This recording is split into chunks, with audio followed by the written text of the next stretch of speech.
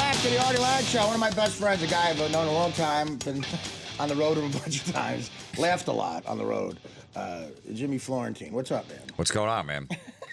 I do remember that fart story. Do you remember story. Burlington, Vermont? Yeah. That's what I remember. A family. I remember literally a family, like they looked like a real Americana. Like, oh, we're gonna go skiing. We'll go to Burlington, and like we walked through. They were just sitting there minding their own business, just spending time as a family, smiling about something. I'm talking like 4-year-old kids. A mother that looked like you crop dusted. It looked exactly, but no. He went over there. He went, watch this, and I'd never seen him do it before. And he just went over there. He stood there for a second, like just stood still. Yeah. And then walked away, and then I looked, and they started like running around like it was 9/11. My buddy Danny, the bad cop I talk about, he was able to do that. Silent farts. Right. That smelled like, I can't even describe. They smell like if Sea Caucus blew up and a Ciba-Geigy plant crapped on it. I can't describe the stench. And you have that too. You should be proud of that. Yeah, I've lost a lot of power. I only got warning track power now. I don't know what happened. Wow. Yeah. Let me tell you something. That's really I was like Griffey Jr. at the end of my career. You know what I mean? Like every once in a while he'd hit that walk-off or whatever. But me and Jameson were on a plane about a year ago, one of those little 50-seater United planes, 2 seats on one the other. And we were in like the emergency exit row, like 3/4 back. We were farting so bad. At one point, we had 6 different hands reaching for the air. I was taking pictures like the paparazzi, and I was posting them. A guy like 8 rows up, reaching for the air. There was hands all over the plane. And I couldn't even take the ones behind me because then they would have known who it was. Yeah. So I couldn't even look that way because everyone was so mad. But there was all these hands, these pictures. I just love the thought of like a mother describing her son. My son's a comedian. You know who he is? Yeah, he's known as the Griffey Jr. of farts. He's only got warning track now. Well, that's good. You're married with a child now, so you should be more sophisticated. Yeah, exactly. You have to be a good example for your maybe it daughter. was a diet change. You probably could get it back. It was. But you do look healthy. You look very healthy. You know, I got a hot wife. I got no choice. Yeah. Well, you know that. Yeah, sure. That keeps you. Yeah, the diet definitely changed. That's what it was. yeah. I got a hot fiance. I'm gonna make her grind it out. But the other thing with him is you walk down the street with him like a crowded sidewalk, and he just like a guy walking in front of you on the phone. He just goes, "Sir," and the guy goes. Every single time. I mean, it's so simple and funny. If you just go, "Sir," and then put your head down, the guy will turn around and go, "What do you do? You drop something to it?" Yeah, you drop something. But what I do is I'll time it. Like if you're walking right in front of me, like a foot in front of me, I'll go, "Excuse me, sir," and then as soon as he's ready to look, I can duck. Like there's a pole or something like that, so I go behind the pole and I leave you hanging. Yeah. So you're the only guy there that could have said it. Think of the amount of time he thought about that. Yeah.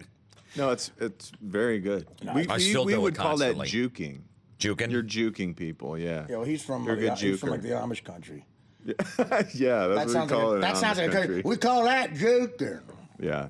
We would do that, well, similarly, you know, in the library, you get a big stack of books and pile them up, and you come walking down the stairs in the library and fall down the last couple and throw the books as far as you can. Well, you know what this kid did? They can't be mad at you. No. You've tripped and you've sorry. humiliated I felt, yourself. Yeah. Well, you know what this kid did to my other friend in woodshop? They had a fight in woodshop every day where they tried to play a joke. And you would have your books for the next class lined up on the side of woodshop on the thing. So my buddy takes a 10-penny nail, takes the top book off the kid's pile, puts a 10-penny nail right through the 3 bottom books, and then puts a book on top of it. So, like, you're all in a rush at the end of class, so the bell rings, and then you just slide your books off the thing. So when you went to slide the books, he's running, and he went,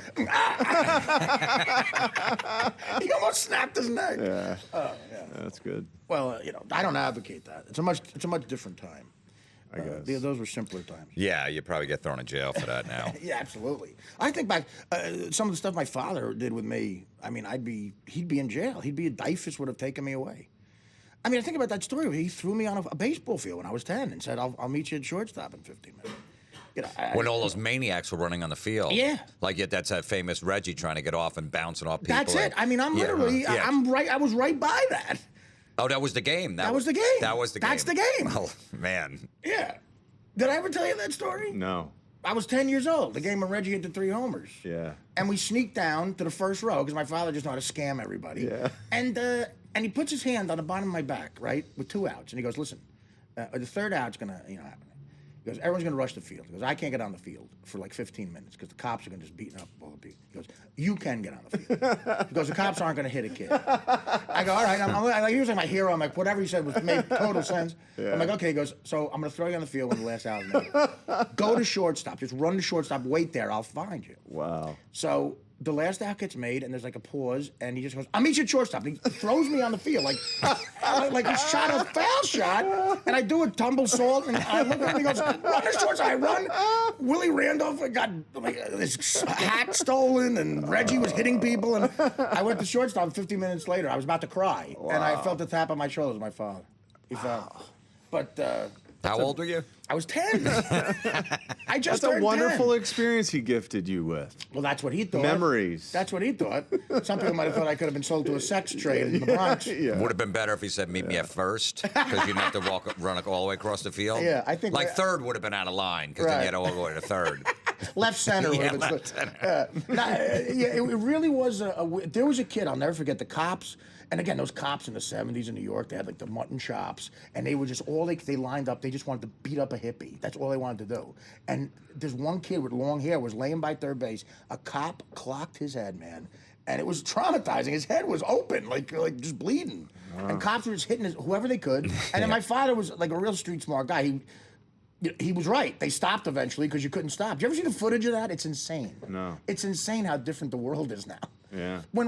Before the third out, they show Reggie Jackson in right field. People had left the bleachers and their legs were in play. Like during 2 out, they had their leg over the fence, waiting to rush the field. Over the wall there, yeah, right? over the wall, waiting to rush the field. It's probably on YouTube or something. Oh, how crazy is that? What the famous Hank Aaron home run, the 715, with those two guys that follow him around the bases. I know, man. And nobody comes out And or anything. he He just kind of like shrugs. I'm like, all right, get away from me. He got 20 death threats a day, too. Or Yeah. more. I mean, there's a great book about that, but he was getting vicious. He's one of my favorites, Hank Aaron. I love him, but he was getting vicious, like death threats. That's why that was different, Yeah. And then it was national television, Monday Night Baseball. Yeah. Yeah. Did you see the Browns fan? This was just this weekend. I think it was a guy. Well, he's just getting prosecuted now for streaking at a Browns game. And, At a Browns game, that should be totally allowed. well, that's the thing. They've made him. Look, guys, do what you want. It was funny because he got absolutely destroyed by this security guard who just chopped the. Oh, he did, yeah. The hell out of those clips are funny, like security guys. Yeah, They never show them on TV. Naked guy getting chopped by the security guard, but they made him write a letter to the team, and they're going to publish it in the Plains Dealer. And they said he can never come back to a Browns game again. Really? And I was thinking, like, that's a mixed blessing. You know, like, is that really punishment for this I'll guy? tell you, that's what happened to Ariel Castro. I guess so, right? And he kidnapped 3 chicks and put them in the basement. Wow. It's funny though. Remember, because they won't step show 2. it, the cameras on TV, because they don't want to. But meanwhile, everybody films it on their phone. It's on the internet the next Well, day. nowadays they can't. Yeah, but so in they the can't old stop days, that. in the 70s, when someone would do it, remember Howard Cosell, like he would a whole soliloquy? An imbecile has just interrupted the game. A Neanderthal. So what are you doing? So that metal show, is that currently on, or what are you doing? Yeah, we're in between seasons. We'll start taping probably November, December, somewhere around there. Great. Maybe New York. We're not sure. Oh, But really? We've been on for 5 years now. I know. November. It's been 5. Yeah. Listen, man, hang out. Like I said, Andy Trunk was here last week. I was talking that metal show with him. It's. Do you ever watch that metal show? You'd love it. Yeah. You'd love it. It's Yeah. great. Yeah. Oh, I was Headbangers Ball got me started down that track way back in This is better. mid '80s. Yeah. This is better. You have to check it out.